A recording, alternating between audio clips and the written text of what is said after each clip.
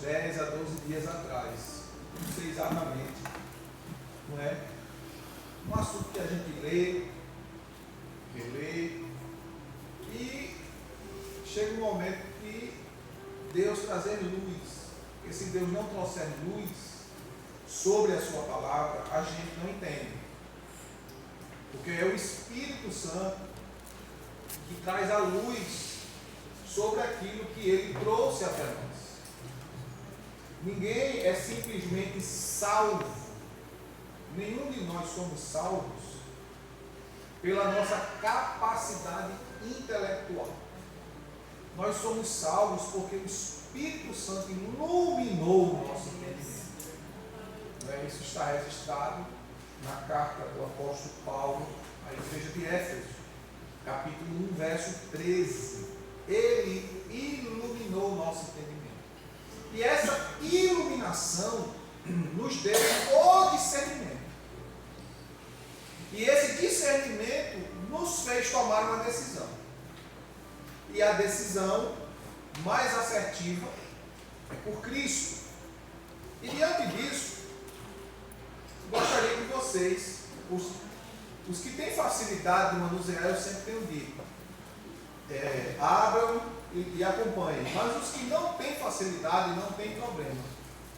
Você escuta, não é, com atenção, e depois você vai ouvir tudo lá no canal e vai anotar e vai conferir.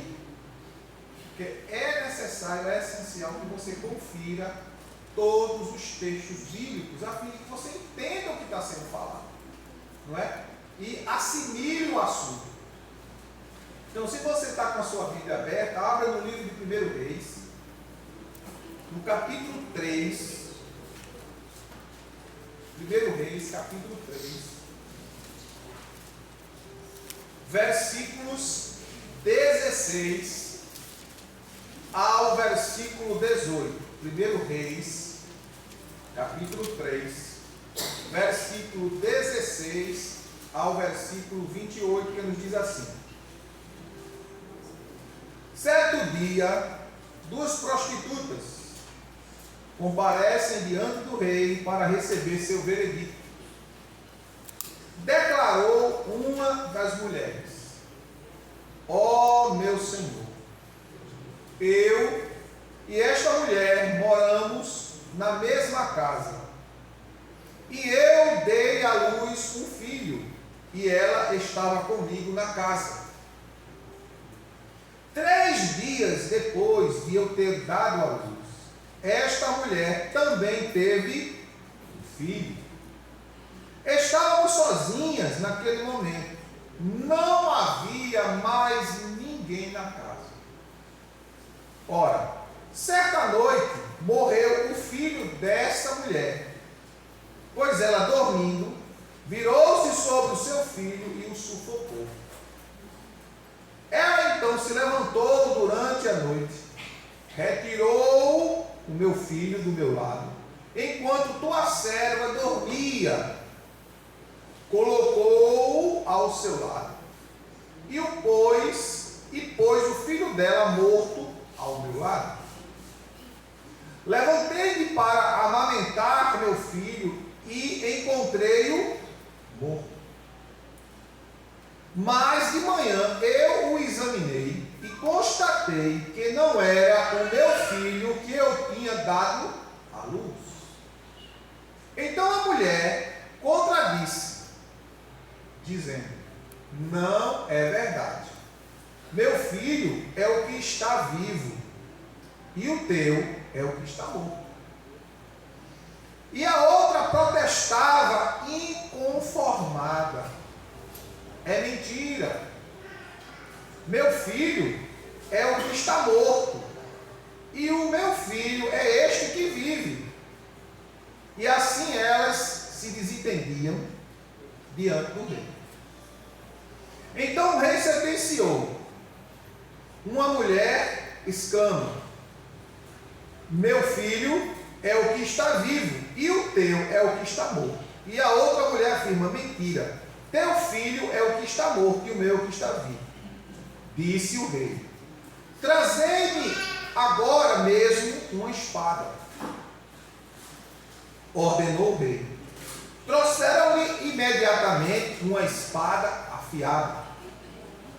Ele prontamente determinou: cortai este menino vivo em duas partes, e dai metade a uma mulher e metade a outra.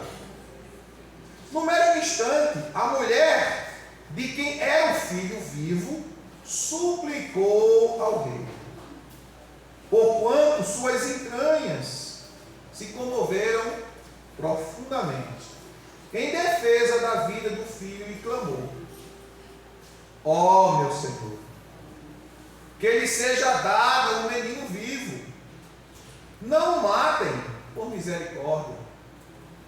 Contudo, a outra dizia: que ele não seja meu, nem desta mulher tampouco, cortai-o ao meio. Então o rei ordenou silêncio e deu o veredito: não mateis esta criança, dai à primeira mulher a criança viva, porque ela é a mãe verdadeira. E todo Israel ouviu dizer do sábio veredito do rei e passou a respeitá-lo de todo o coração, pois constatou que a sabedoria divina operava em sua pessoa para julgar e fazer justiça. Glória a Deus. Amém? Amém.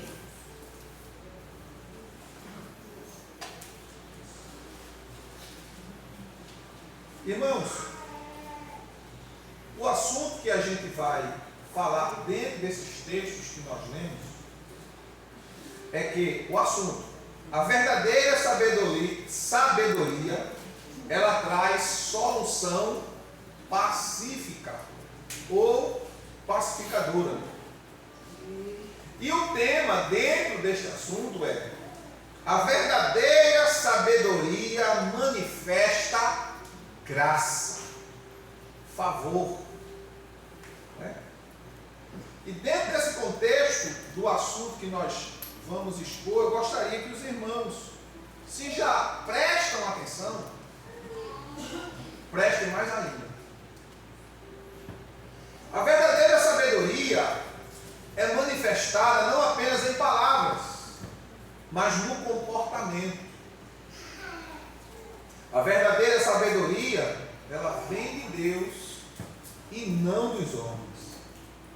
Provérbios capítulo 9 de Provérbios, e o verso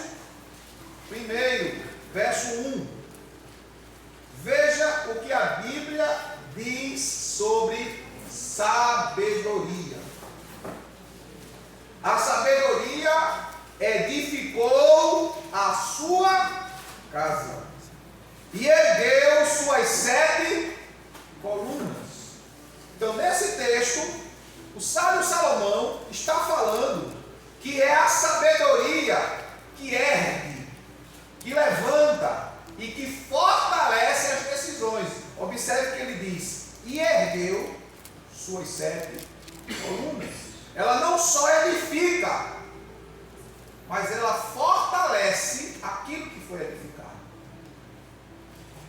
No capítulo 7, verso 24 do Evangelho de Mateus, Jesus disse que o homem sábio edificou a sua casa sobre a rocha. Então, a sabedoria, ela não age de forma aleatória ou imprudente. A verdadeira sabedoria, ela age com segurança. Aí fica difícil. Glória a Deus. Não é? Ela está olhando para mim na rindo, né? Glória a Deus, mas vamos lá. Não é? Ver uma coisa linda dessa na criança é uma coisa maravilhosa, né? Então, irmãos, Salomão diz: a sabedoria edificou a casa e ergueu suas 7 colunas. E Jesus diz que o homem sábio, ele edifica a sua casa, a sua própria vida. Escuta bem, a sua própria vida na rocha. Aleluia. E quando a gente fala de rocha, de coluna, a gente fala de firmeza. Paulo escrevendo a Timóteo, ele diz assim, nós até estudamos no culto de doutrina, terça passada agora. Ele diz, se eu tardar, capítulo 3, versos 16 da primeira carta de Timóteo. Se eu tardar, veja como se deve andar na casa de Deus, coluna e firmeza da verdade, fundamento da verdade. Veja que ele está falando de coisas fortes, firmeza, fundamento. Você só pode edificar algo de grande porte sobre algo que aguenta e sustenta o peso. Não pode ser de qualquer forma ou de qualquer maneira. E dentro desse contexto, irmãos, a sabedoria se firma quando ela vem de Deus, escute bem, e é guardada pelo homem. Agora deixa eu fazer aqui abrir um parênteses. Sabedoria é diferente de conhecimento. Pode ser parecida, mas não é igual. Porque conhecimento qualquer um de nós podemos adquirir. Basta estudar, pesquisar, buscar. Mas o próprio Salomão diz que o princípio da sabedoria é temer a Deus. É o começo. É a porta de entrada. O profeta Daniel diz no capítulo 2, verso 20 do seu livro, quando ele responde a Nabucodonosor, que a verdadeira sabedoria ela vem de Deus. Daniel, além de ser um homem extremamente preparado, tinha recentemente se formado em uma das universidades daquele momento de grande conhecimento, que era a Universidade Babilônica. Ele foi examinado pessoalmente por Nabucodonosor, não é? E diante do seu conhecimento ele expõe diante do rei que a verdadeira sabedoria vem de Deus, vem do Senhor. Adentremos, irmãos, agora nesse momento aos fatos em que essas mulheres são expostas diante do rei. Duas mulheres, presta bem atenção, duas mulheres. Elas duas eram o quê? Duas prostitutas. As duas haviam ficado grávidas, ambas. Automaticamente, pelo que se pode entender, nos mesmos meses. Uma teve um filho e 3 dias após a outra também teve seu filho. E aí, ambas moravam juntas. Aqui teve o primeiro filho, primeira criança, e aqui teve o filho 3 dias após o nascimento do primeiro. Ambas estavam dormindo e que uma, de forma imprudente, virou-se e deitou sobre a criança e a sufocou, e a criança veio a falecer. E aí ambas, entrando em conflito, porque uma descobriu o que a outra havia feito, porque a mãe conhece o seu filho, e uma criança com 3 dias de nascida na frente da outra é notavelmente maior, não é? E a mãe conhece o seu filho. É tanto que ela diz: eu, no outro dia, ao me acordar, e verifiquei que não era o meu filho, não era o filho de fato. Ao que se criou um conflito entre aquelas duas prostitutas. Porém, a mulher que dizia que o filho era dela, insistindo, afirmando, não, que a criança que está viva é meu e o que está morto é o teu. E diante deste impasse, ambas resolveram ir diante do rei. Então presta bem atenção. A mulher que está mentindo demonstra calma, mesmo rebatendo a verdade dos fatos. Ela sabia que um filho na condição dela. E qual era a condição daquela mulher? Ela era uma prostituta. E uma mulher ter um filho dentro da questão da cultura era sinônimo de segurança, de respeito, visto que a vida que elas levavam não era uma vida, podemos dizer, digna. E agora ambas tinham um filho, uma perdeu. Não sei se vocês lembram da história da viúva de Naim, em que havia perdido o marido e dias após perdeu o filho. E dentro da cultura judaica, uma mulher que não tinha nem o marido nem o filho, era um estorvo social que ela recebia. Ela não era respeitada, ela não era valorizada, ela era vista como uma mulher amaldiçoada por Deus, porque não tinha marido e não tinha filho. Jesus, vendo a situação da viúva, a Bíblia diz que ele moveu-se de íntima compaixão. Quer dizer, ele sentiu dores no intestino, profundas dores, a ponto que ele chorou.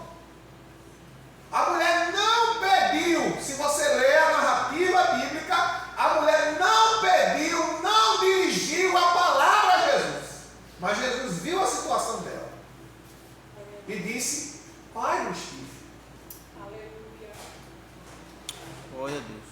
Jesus ressuscitou o menino e devolveu a mãe. Ou seja, Glória a Deus. Aleluia. o que Jesus estava fazendo ali, estava dando a ela moralidade, respeito, sustento. Porque era ofício do filho, estando a mãe desabrigada ou desamparada do pai, dar-lhe auxílio. E aí, esta mulher, que nós estamos falando do capítulo 3, do livro de 1 Reis, versos 16 ao 28, essas duas mulheres, a que perdeu o filho sabia o que ela futuramente poderia adquirir em sua velhice, pois ela não tinha marido. Era uma mulher que não era respeitada, mas ela tinha um filho de homem. Porque quando se nascia em Israel uma menina, não era muito louvável para os pais. Eles não viam de bom grado. Por quê? Porque o homem era a força, o homem era a proteção, o homem era a produção, o homem era a conquista. E muitos dos fariseus, saduceus, quando eles faziam suas deprecações em público, eles diziam: graças te dou, Deus, que não nasci mulher. A mulher era extremamente menosprezada. Só teve um ser que de fato valorizou a mulher, chama-se Jesus Cristo. Glória a Deus. Aleluia. Não é? E diante disso, irmãos, aquela mulher, usando aquela condição de dor, num momento difícil, porque quem perde um filho está em um momento de dor, e isso começa a demonstrar quem era de fato aquela mulher.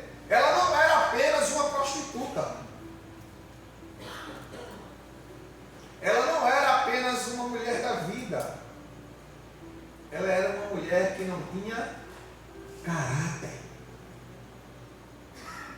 Ela não tinha honra. Ela não respeitava nem ela mesma. Por quê? Porque além de ela estar mentindo com muita calma, com muita firmeza, com muita segurança, ela sabia que o filho, na condição dela, a tiraria no futuro da vida de escassez e vergonha. Porém, a atitude dela era uma atitude de artifícios malignos. Gente que quer conquistar as coisas na vida de forma ilegal, imoral, com inverdades. E a Bíblia diz, no capítulo 6 do livro de Provérbios, Provérbios 6, no versículo 16 ao 19, diz a palavra de Deus: há 6 atitudes que o Senhor odeia, e 7 atitudes que ele detesta. Olhos arrogantes. Vou repetir, viu? Olhos arrogantes. Se vê sempre como um ser superior aos outros. Olhos arrogantes.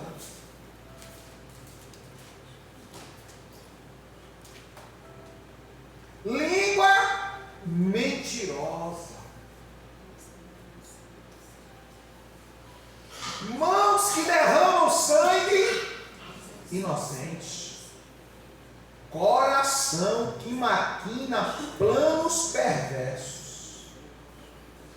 Pés que se apressam para fazer o mal. Testemunha falsa que espalha difamações e aquele que provoca a contenda entre irmãos.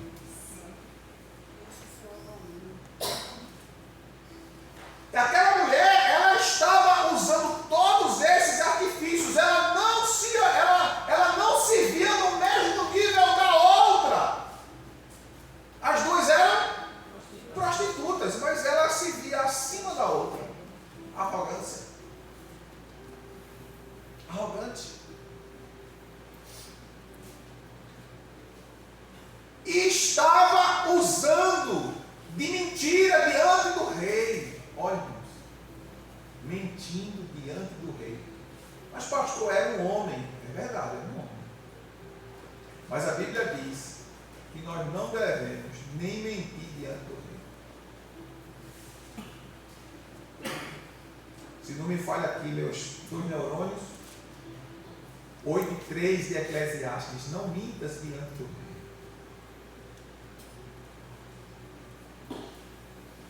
Porque quando você mente diante de uma autoridade, você não está simplesmente mentindo diante da autoridade, você está mentindo diante da autoridade de Deus, porque foi Deus que constituiu aquela autoridade. Então você não está mentindo diante do homem, você está mentindo diante de Deus. Então ele estava mentindo e iria derramar sangue inocente. O coração dela estava planejando coisas perversas para adquirir em cima da dor da outra. Existem pessoas assim? Não existe. Pessoas que planejam, que querem conquistar, independente do que a outra pessoa vai passar. Eu quero saber de mim. Estou nem aí para os outros. Eu tenho que conquistar, eu quero ficar no bem bom. Não importa o que o outro vá perder ou possa sofrer. Aquela mulher era uma mulher de um coração maligno, perverso. Provérbios 15:26 diz o texto sagrado. Provérbios 15:26. Abomináveis são pensamentos dos maus, porém ele se agrada sobremaneira de palavras sinceras ditas com bondade. Aleluias. Deus abomina aqueles que maquinam, que planejam mal. E aquela mulher, ela arquitetou tudo, irmãos, em questões de horas ali. No trajeto de chegar diante do rei, ela planejando o que ia falar, o que ia dizer, o que ia apresentar diante do rei, para que ficasse com a criança. Por quê? Porque ela desejava sair de uma situação que não era fácil. Mas a outra também estava na mesma situação. E não usou de mentira. E aí, irmãos, esse assunto aqui me levou a ver algumas coisas relacionadas a mãe e filhos, o pai e filhos. Preste atenção. Eu estava ouvindo uma psicóloga de família chamada Juliana Santana. E eu escrevi fielmente, letra por letra, o que ela falou. Eu escrevi. E ela disse o seguinte: 12 duras verdades sobre o seu filho que você precisa encarar.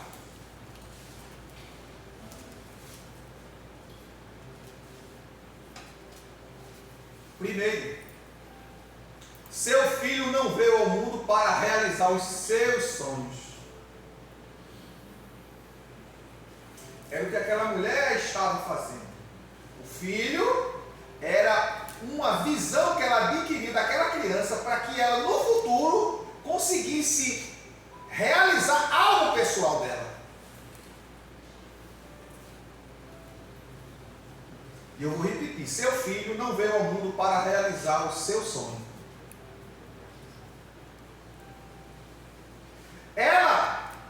Ele não tem a missão de ser o que você não conseguiu ser. Vou repetir, viu? O seu filho, não tem a missão de ser o que você não conseguiu ser. O sucesso dele não é sobre você.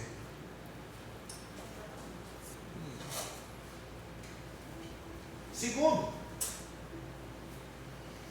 ele não deve nada a você. Depois de tudo que você passou, alguém, mas depois de tudo que eu passei, 9 meses, gestei, sofri, enjoei, vomitei, tal, noite sem dormir. Você escolheu ser mãe. Foi você que escolheu.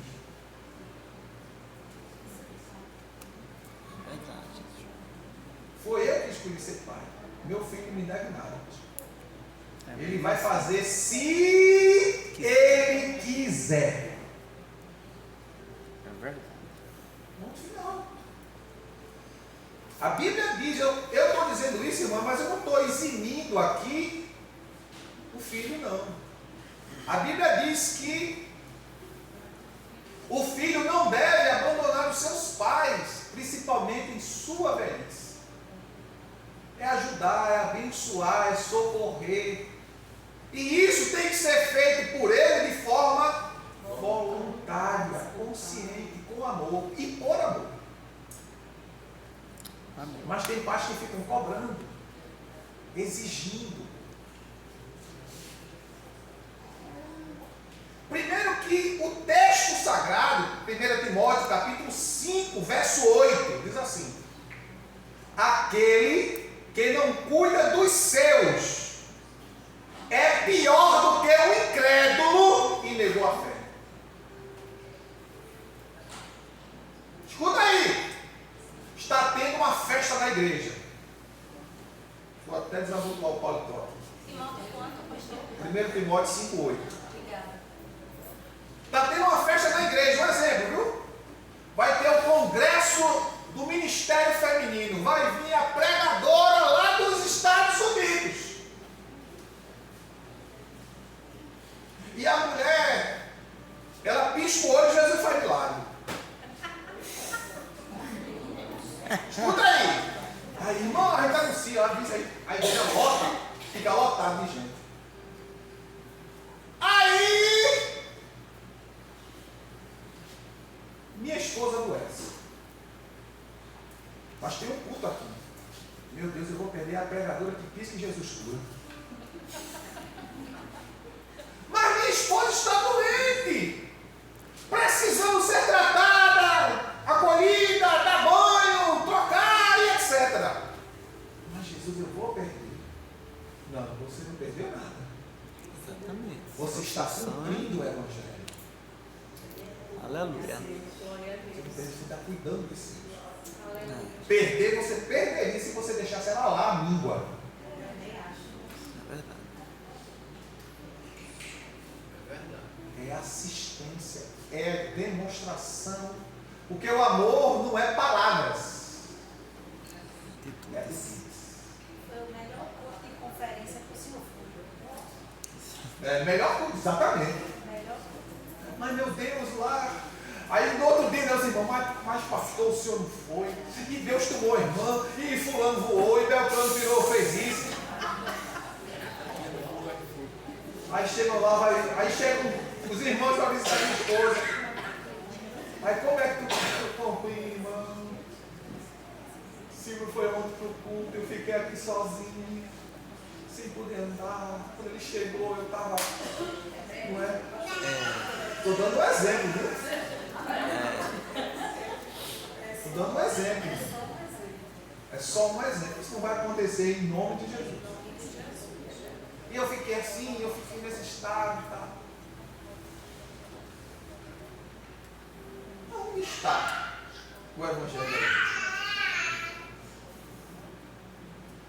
Se vocês lerem as maiores pregações de Jesus, foi para uma pessoa. Nicodemos, de noite escondido, a prostituta, a meretriz, lá no poço de Sicar. Você imaginou, irmão? Chegaram lá no poço de Sicar, todo mundo com fome. Aí Jesus disse: vamos comprar comida? Pensou, 12 homens para comprar comida. Jesus mandou 12 homens comprar comida. Um só comiria aí. Jesus mandou os 12. Por quê? Porque ele sabia que eles não iriam entender o que Jesus ia fazer. Aleluia. Como tu, sendo judeu, pede a mim de beber, que sou mulher samaritana? Aí ele disse: ó, mulher, se tu soubesse quem tu pede, era tu que lhe pedias e eu te daria água viva. Se os discípulos tivessem ali perto, eles diziam: esse homem é meio doido, esse homem não sabe que essa mulher é samaritana. Eita Deus. Esse homem não sabe que essa mulher é uma mulher da vida. E ali no desenrolar daquela conversa, a mulher fala um pouco da vida dela e Jesus disse: tu tivesse 5 e o que tu está agora não é teu. Ela sai, irmãos, ela sai correndo, divulgando. Achei um homem que falou toda a minha vida. Glória a Deus. Aleluia. Se não fosse ela, através dela, Jesus não tinha entrado na aldeia dos samaritanos. Ela abriu a porta para o Evangelho ali. Aleluia. Glória a Deus. Escuta bem, continuando. Você escolheu ser mãe. Amor que cobra não é amor.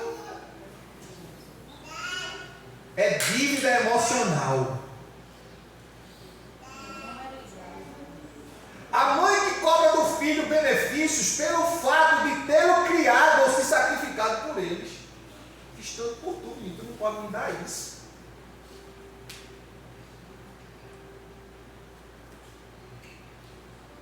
Terceiro, seu filho precisa viver a própria vida sua dor, sua história e seus medos não pode ser o limite dele, paralisar ele para a vida. Ah, porque minha mãe foi assim, porque aconteceu isso com meu pai, porque não deu certo, porque... Não. Foi a sua dor, mas você não deve transferir para ele, paralisar a vida dele por causa da sua dor. Deixa eu dar aqui um exemplo. Não deu certo o casamento. Aí tem mulher que bota o filho contra o pai. Seu pai não presta. Seu pai não vale nada. Se ele valesse alguma coisa, ele estava aqui com você. Eu foi que te criei sozinha. Ó. E o filho que sente a ausência do pai, que ama o pai, vai ouvindo isso, vai alimentando isso, vai alimentando isso. Vai criando um ódio no coração do filho. Esse filho no futuro vai adoecer. No futuro breve ele vai adoecer. Ele vai adoecer nos 3 níveis: físico, emocional e sentimental. Porque ele vai estar carregando a dor da mãe, a frustração da mãe. Porque ela pega tão sério aquilo para o filho. Eu já tratei uma menina assim. Porque ela assim, ela bebezinha assim, da idade de 2, ela pegava a menina, botava a menina sentada e contava para a menina tudo que o pai estava fazendo com ela, mas era a visão dela e do marido. Como ela não tinha coragem de falar com nenhuma pessoa, ela falava com a criança. Resultado hoje, essa criança hoje é adulta, tornou-se uma mulher muito bonita. Eu até já mostrei a Rose, que lembra que eu mostrei? Muito bonita, mas com a vida travada. E cheia de transtorno de personalidade e psíquica. Ao ponto dela chegar para me dizer assim: pastor, eu sou muito feia.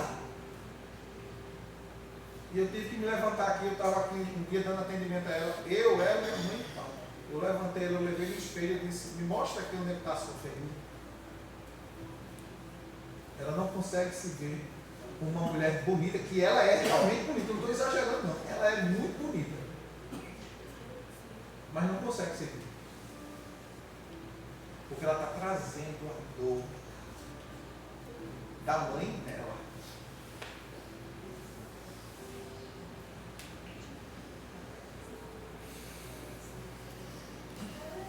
Você pode não gostar mais do pai do seu filho, mas ele já fez a sua escolha, ou seja, você não gosta mais do pai do seu filho.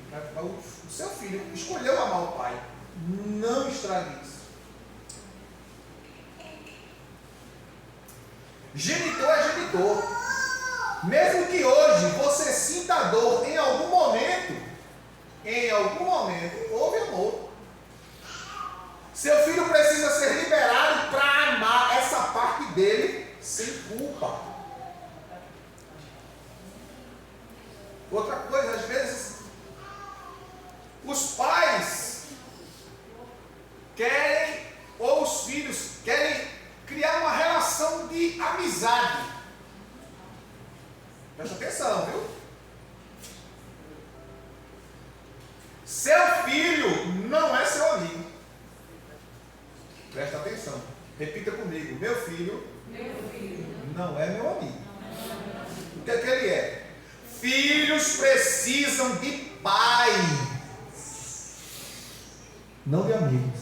O que quer dizer isso? Porque o pai, ele vai ouvir e dizer exatamente o que é. E amigo não, vai fazer isso, olha. Encobrir. Vamos dar um jeito de burlar, de evitar, mas não de consertar. E pai de verdade, irmãos, as pessoas acham que ser pai de verdade é dar tudo, quando não é. Ser pai é dar meios. O tudo o filho vai ter que conquistar só. Você dá meios. Você investe. Você mostra. Você ensina. Mas se ele quer ter, ele tem que conquistar. Você dá os meios. Como eu fiz com os meus, como vocês fizeram com os seus. Você investe na escola, na educação, na disciplina, para que eles cresçam. E no futuro, se eles verem, reconhecer isso, meu pai, minha mãe, se privou de tanta coisa para eu estudar na melhor escola, nunca me deixou faltar nada. Hoje eu reconheço que eu cheguei aonde estou porque eu tive a ajuda dos meus pais. Aí é com ele, mas não você próprio. É ele que tem que ter essa consciência.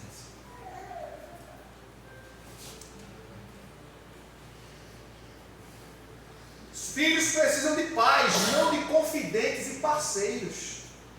Não jogue sobre ele o peso das suas carências. Você não conseguiu ter amigos, se relacionar, fazer amizade com ninguém. Quer fazer do seu filho o seu amigo. Seu brinquedo.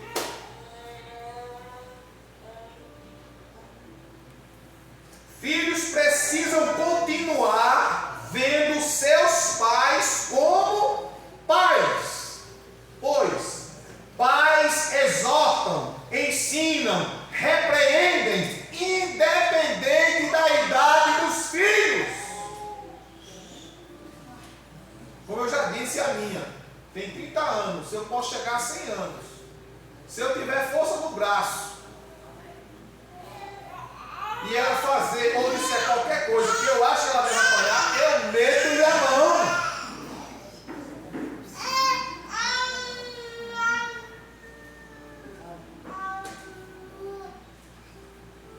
Não tem como, irmãos, porque pai e mãe é pai e mãe, mesmo estando velhinhos. Não deixou de ser pai, não deixou de ser mãe. Lembre-se, mãe, seu filho não vai curar suas feridas. Filho não é cura. Olha, filho é reflexo.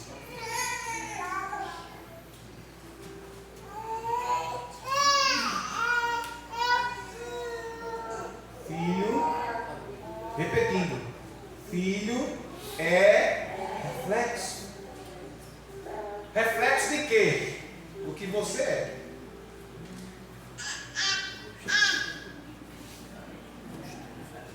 Filho é reflexo do que você é. Enquanto você não se curar, ele vai carregar a sua dor, a sua frustração. Porque você começa a transferir para ele, para ela. Ele não vai conseguir desenvolver.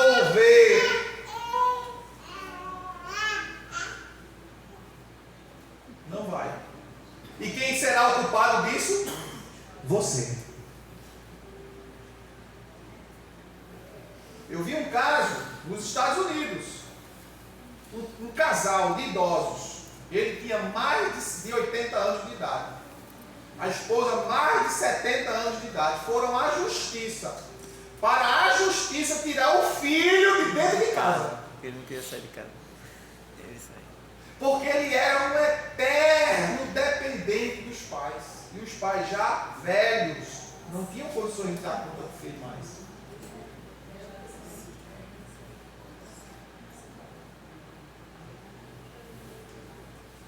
Escuta aí.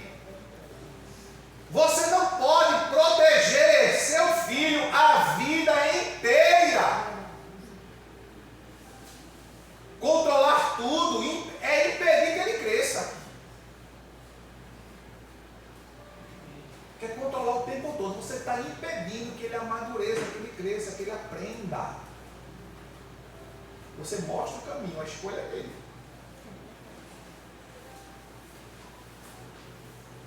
A vida vai precisar aprender a levantar.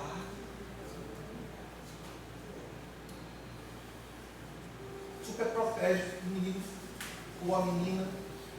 Cresce duas pessoas alienadas, medrosas. Porque, irmãos, todos nós aqui, olha, todos nós aqui,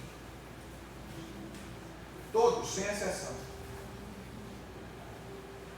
precisamos crescer dia após dia, mas não significa que cair é paralisar. Cair é sinal que eu estou indo, estou prosseguindo. Eu posso cair, o que eu não posso é ficar prostrado.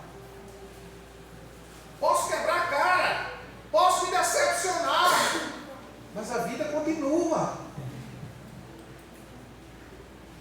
A vida continua. Seu filho precisa sair de casa.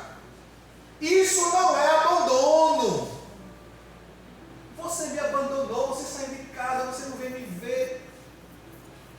Você não liga para mim. Filho que se torna adulto precisa seguir seu caminho. Deixar a sua casa não é de deixar. Ele precisa sair porque chegou o momento dele sair. Ele não está te deixando, ele está saindo porque é necessário. Precisa.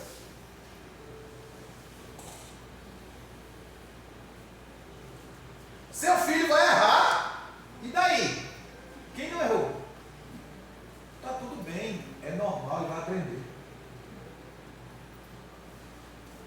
Está lá você por aqui. Porque se precisar, castigo, uma psicotapa, que não mata. Né? Um psicotabefe, de vez em quando também não mata.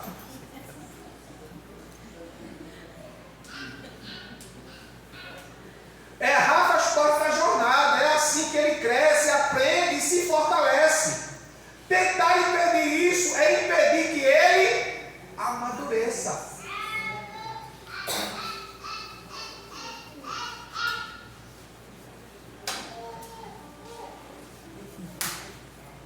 Escuta aí, essa que é.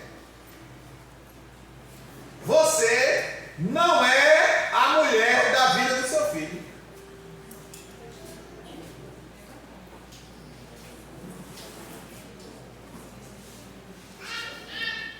Nem o homem da vida de sua filha. O amor da vida dele é o parceiro ou a parceira que eles vão escolher. O seu lugar é de mãe e de pai. Isso é insubstituível, não tem limite.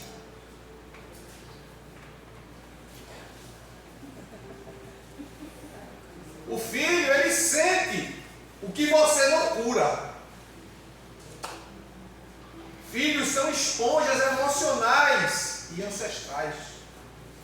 Você pode sorrir com a boca, mas se a alma chorar, ele vai sentir e vai repetir o que você sente.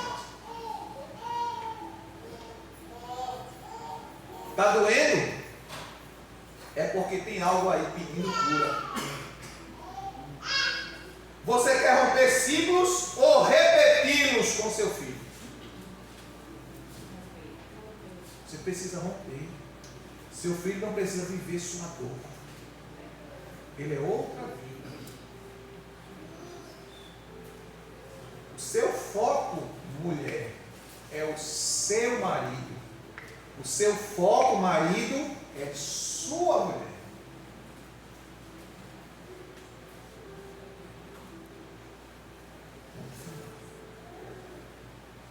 Então, quando a gente olha, escuta bem, tudo isso aqui dentro do contexto que nós estamos falando em 1 Reis, capítulo 3, versos 16 a 28.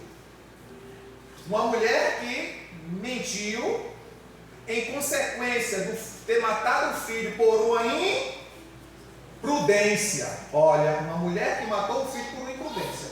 Matou o filho fisicamente. Mas existem muitas mulheres matando seus filhos emocionalmente.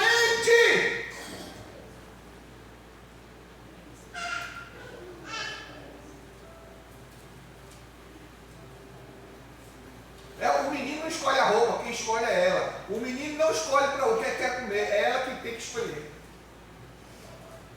Eu não estou falando de Heloísa, de Chloe, de Davi, que são bebês, não. Estou falando de gente já adulta, crescida.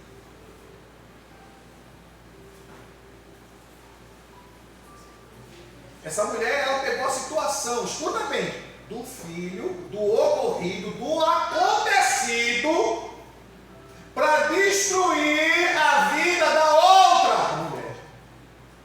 E as duas eram prostitutas. Mas uma focou na situação em que ela tinha perdido o filho e estava usando aquilo para destruir a vida da outra. Escuta aí que agora o caldo vai ficar mais grosso ainda. Viu? Mas pastor, dia de domingo, um assunto desse, que tem dia para Deus falar, é? Aleluia. Tem dia certo? Deus quer falar com você de manhã, de tarde e de noite. E se você quiser, ainda fala de madrugada. Amém. Essa mulher mentiu, essa mulher usou de lisonja, essa mulher usou de todo tipo de artifício indecoroso, indecente, diante de Deus e diante do rei. E isso revela o que ela de fato era. Ela não era uma prostituta, simplesmente. Ela era uma mulher que não tinha nenhum valor. Não era o fato dela ser prostituta. Era o fato dela ser mau caráter, mentirosa, enganadora, manipuladora e, acima de tudo, destruidora de outras vidas. Que era o que ela estava tentando fazer com a outra colega que morava junto, que lhe ajudou. Porque colocou ela na casa dela, porque achava, via ela na mesma situação. Quantas pessoas você ajuda? Você estende a mão, você socorre, você abençoa, você ampara, você cuida e depois você é traído. De uma forma que você fica sem chão. Como essa mulher ficou, a ponto de ter que ir ao rei e expor não apenas a sua vida, mas a sua condição, do fato, do ocorrido. Escuta bem. E aí, versículo 23. 1 Reis, capítulo 3, verso 23. Vamos repetir a leitura. Então o rei sentenciou: uma mulher exclama: meu filho é o que está vivo, e o teu é o que está morto. A outra mulher afirma: mentira, meu filho é o que está morto, teu filho é o que está morto, e o meu é o que está vivo. Elas continuam o embate, uma mentindo e a outra tentando provar que estava certa, falando a verdade. Escuta aí, vice. Verso 24. Ora, trazei-me agora mesmo uma espada, ordenou o rei. Trouxeram-lhe imediatamente uma espada afiada. Ele prontamente determinou: cortai este menino vivo em duas partes, e dai metade a uma mulher e metade a outra. No mesmo instante, a mulher de quem era o filho vivo suplicou ao rei, porquanto suas entranhas se comoveram profundamente em defesa da vida do filho, e clamou: ó meu Senhor, que lhe seja dado o menino vivo. Não matem por misericórdia. Contudo, a outra disse: que ele não seja nem meu, nem teu. Ou seja, ela mentiu, enganou, mas na hora da decisão ele disse: eu não ganho, também tu não ganha.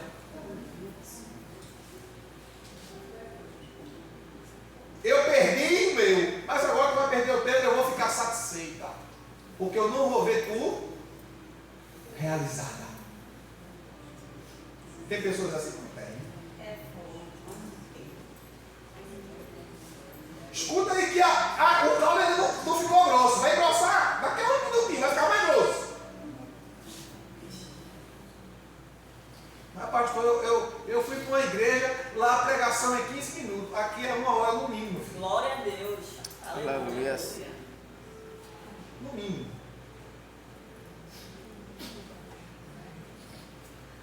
É a palavra que santifica, afia, limpa, prepara e te capacita a vencer. Aleluia. Vê bem. Não é nem meu nem teu. Então o rei ordenou silêncio e deu o veredito: não mates esta criança. Dai a primeira mulher, a criança viva, porque ela é a mãe verdadeira.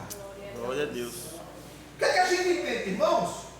A mulher preferiu perder o filho, mas que ele ficasse vivo. Deixa eu te dizer uma coisa agora. Glória a Aleluia. Deus. Deixa eu te dizer uma coisa agora. Jesus me ajude. Aleluia. Essas duas mulheres, elas são uma representação. Primeira mulher representa Israel. O Israel que traiu, o Israel que adulterou, o Israel que abandonou a Deus e que não estava nem aí para as outras nações. A outra mulher, a outra prostituta, é o símbolo da igreja. Uma mulher que não tinha marido. Capítulo 54 do livro do profeta Isaías fala sobre isso. A mulher estéril. Mais filhos são da estéril do que da amada. Deus falando através do profeta Isaías que a estéril, que é a igreja, que iria surgir, geraria mais filhos para Deus do que a verdadeira, que era a nação de Israel. Agora deixa eu. Irmãos, quantas pessoas estão destruindo igrejas? Porque só vê na igreja defeito. Eita, Só vê nos irmãos falhas. E nunca vê as coisas boas que a igreja traz à sua vida.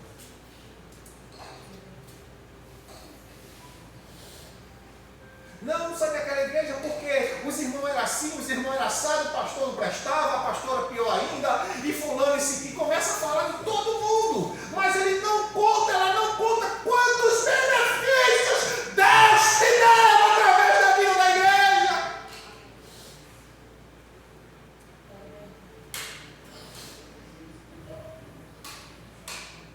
Mas é muito fácil falar só dos pontos negativos.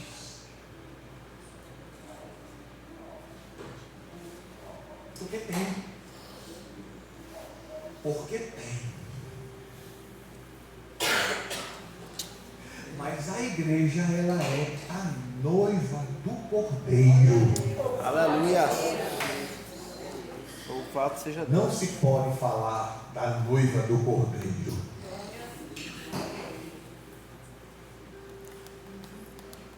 Não se pode dizer que pertence a uma família e morar na rua. Não pode se dizer eu sou um soldado do quartel, mas não tem quartel. Como a gente encontra muita gente dizer assim, eu saí da igreja, eu deixei a igreja, mas de Deus eu não estou afastado, tá, meu irmão? Nenhum soldado serve fora do quartel. Nenhum soldado serve fora do quartel. Eu estou afastado da igreja, mas de Deus não. Ou você nunca escutou isso? E acha que está certo. Tá não, você está errado. Não tem como um soldado servir ao exército em casa. O soldado tem que estar debaixo das ordens do quartel, do comandante. Aleluia. Em canto nenhum você vai encontrar Jesus dizendo: eu não quero. As 7 cartas às 7 igrejas da Ásia, tinha uma que era a desgraça, a vergonha da igreja. Mas Jesus não deixou de mandar uma carta para ela. Tu dizes: rico sou, estou enriquecido e nada tenho falta. E Jesus: não sabes tu que és pobre, cego, miserável, desgraçado e nu. Eis que estou à porta e bate. Eu quero entrar na tua vida. Era a igreja. Estava botando ele para fora, mas ele queria entrar para dentro. Expulsando ele dizia: eu estou aqui, eu estou batendo, eu estou insistindo. Irmãos, não devemos. Quantas pessoas estão aí perdidas, irmão, batendo de porta em porta, saiu de uma igreja e não consegue se encaixar em outra, porque quando chega ele começa a observar coisas que na cabeça dele é errado. Eita, não gostei não, porque a irmã que estava dirigindo o culto estava com um vestido sem manga. As irmãs de lá estavam tudo de brinco e de batom. Aqui não é igreja. Não me identifico ali. Não gostei. O pastor parece que quer dar na gente. Mas é, porque hoje, sinônimo de... Se você tem um tom de voz alto, como eu tenho, desde que nasci, eu sempre falei alto, nunca falei baixo na minha vida, porque eu tenho uma dificuldade enorme de falar baixo. É chamado de ignorante, grosso. E eu falo fazendo gesto, é pior ainda. Você fala alto e ainda faz gesto. Pronto, piorou.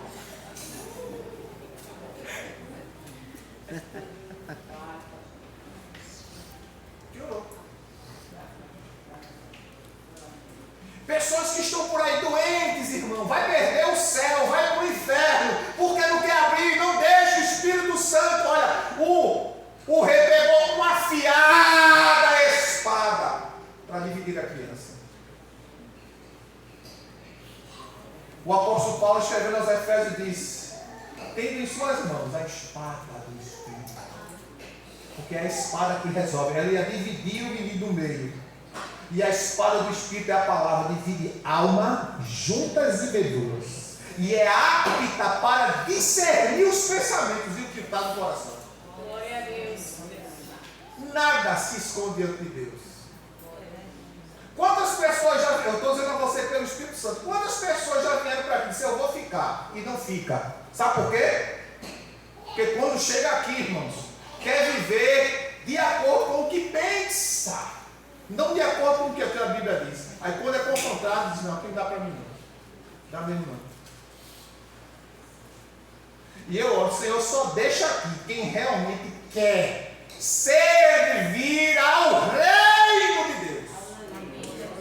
Venha o teu reino e seja feita a tua vontade, Senhor. Aleluia.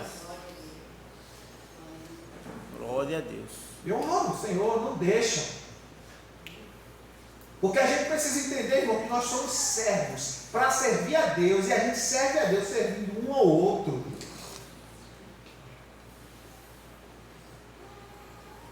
Cuidando um do outro. Sabe aquelas pessoas que querem? Venha nós, só venha. E quando você não tem mais, não vou mais, aquela igreja é muito ruim. Ninguém se importa comigo. Como tinha uma irmã aqui, quando tinha, né? Graças a Deus não está mais. Esposo desempregado, faltava gás, conta de energia, conta de água. Tinha uma irmã nossa aqui do grupo, chegou junto, comprou gás, pagou energia, pagou água, veio conversar comigo: pastor, a situação é essa. Eu disse: vamos cuidar da irmã. Começamos a cuidar da irmã, ela começou a vir, tal, e indo, a gente ajudando. De repente, a irmã: pastor, eu não vou ficar mais não, porque eu fiquei em outra igreja, porque meu marido está indo para outra igreja, eu vou ficar lá com ele também. Amém. Quando o marido estava desempregado, estava aqui. Quando ele arrumou um emprego, ele foi para outra igreja.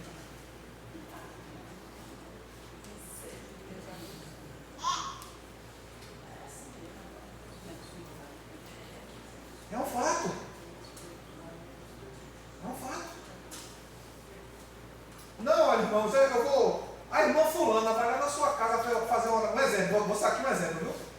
Eu vou pedir para a pastora Rose na sua casa fazer uma oração de oração. Não, eu não quero a pastora Rose, não. Não manda a pastora Rose na minha casa, eu não quero, não. Por que ela tem que ela não pode na tua casa orar por tu? Não, eu não quero, não. Eu só quero que envie aqui na minha casa a irmã Rosângela para orar por mim. Porque isso de fato aconteceu. Isso de fato aconteceu.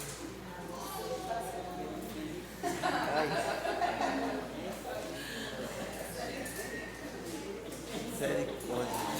Já tem um que chegou aqui, escute! Não é desabafo, não. Isso foi que aconteceu. Então, quando chegou na igreja, aí eu voltava na igreja nesse dia. Quem estava escalado para pregar era a pastora Rose.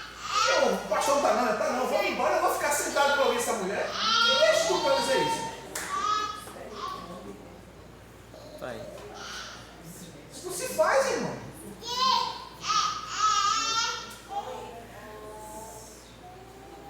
Eu posso não estar presente fisicamente, como diz o apóstolo Paulo, mas eu estou presente em espírito.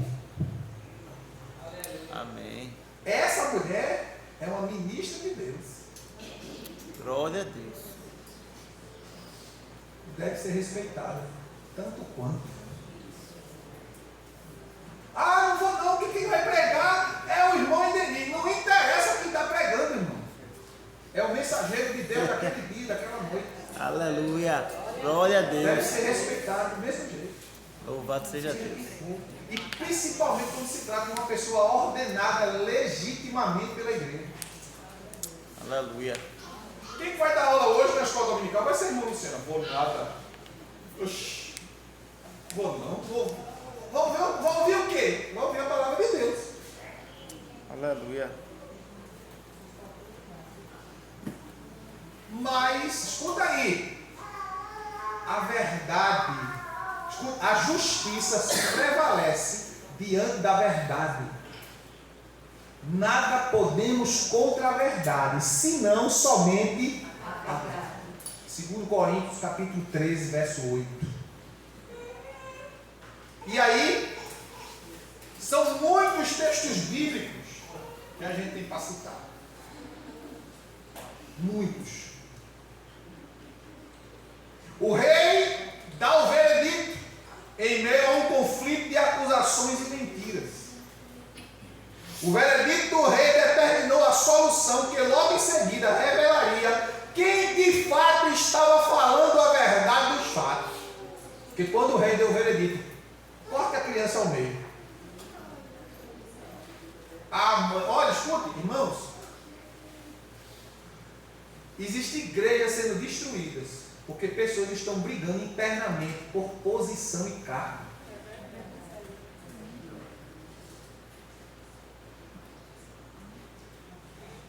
Posição e cargo. Não porque a igreja é de Jesus.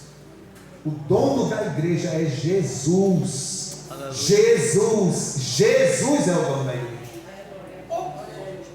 E o obreiro, o ministro, ele tem que honrar isso. Por isso que quando eu falo a vocês, eu disse, anote os textos, e depois escute no canal, medite para você aprender. Ficar na sua cabeça.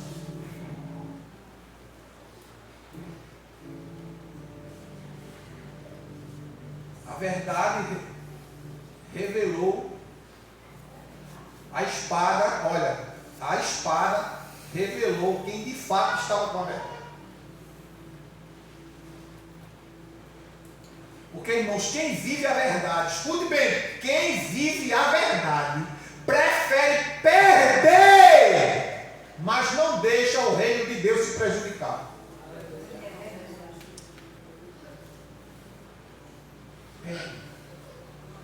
Não tem problema. Qual é o problema? Não, pastor, por quê? Teve um caso aqui há anos atrás. Pastor, eu tenho que receber salário.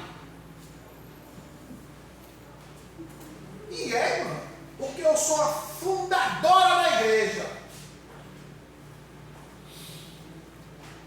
Tá certo. Eu fazia 1 ano e pouco que eu estava aqui. Tinha sido chegado recentemente na igreja. Não conhecia tudo. Na época, quem fazia parte da tesouraria era a irmã Marinalva Batista. E aí eu fui, Marinalva, olha, a gente vai ter que fazer um acordo e dar um salário para a irmã fulana. Eu não vou dizer o nome dela. Mas ela não precisa, pastor. Como assim ela não precisa? Ela disse a mim que estava necessitada de receber o salário.